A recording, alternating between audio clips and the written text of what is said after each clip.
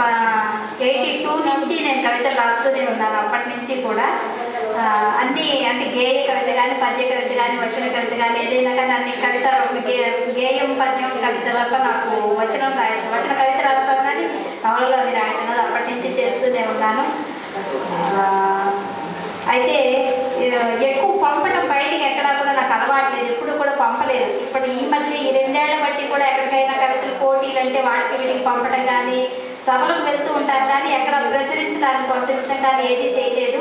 ఈ మధ్య కాలంలో అలా ఏదైనా పోటీలు పంపిస్తే అవి బహుమతులు గెలుచుకోవటం కొంచెం నాకు ఉత్సాహాన్ని ఇచ్చింది. అలాగే నేను సాహితీ కిరణంలో మా పత్రిక పంపించినటువంటి కవిత చూసి మాస్టారు ఫోన్ చేసి ఆయన దాని మీద ఒక అరగంట విమర్శ చేశారు. నాకు చాలా ఆశ్చర్యం అనిపించింది. ఇంత అంటే ప్రతి అక్షరాన్ని విశ్లేషిస్తూ ఆయన చాలా బాగా విశ్లేషణ చేశారు.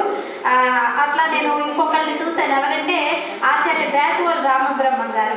ఆయనకి నేను భజగోవిందాన్ని అనువాదం చేశాను కంద పద్యాల్లోకి. అదొకటి. రాజశేఖర శతకం అని మా శ్రీవారికి అంకితంగా ఆడవాళ్ళ సమస్యల మీద రాజశేఖర శతకం అనే శతకం రాశాను. అది 2 వారికి పంపిస్తే వారు ప్రతి అక్షరం ప్రతి పదం చదివి ఎంత చక్కగా నాకు విశ్లేషణ 4 పేజీలు రాసి పంపించారు. ఆ తర్వాత మాస్టర్ని చూశాను. ఆ కవితను ప్రతి అక్షరం వాళ్ళు ఎంత విమర్శనాత్మకంగా బాగుంది, చోట బాగుంది, బాగాలేని ఎంత చక్కగా చెప్పారు అంటే ఈ రోజుల్లో ఇంతవరకు ఏదో ఒక తిప్పి పడేయడమే కానీ అంత విశ్లేషణాత్మకంగా చదివేవాళ్ళు ఉన్నారు అంటే నాకు చాలా సంతోషం వేసింది. అది చదివి ఆయన అమ్మ రచనలు అవి ఉంటే ఏదైనా ఉంటే పంపించమ్మా అంటే అప్పుడు నా ఫైల్ మొత్తం పంపిస్తారు. చాలా ఆనందించి అమ్మ ఈ పురస్కారానికి మిమ్మల్ని ఎంపిక చేస్తున్నాము అని నాకు కబురు చేశారు.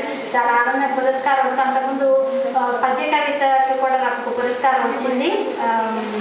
నరసరావుపేటలో విశ్వశాంతి సాయి సంస్థ వాళ్ళు ఇచ్చారు.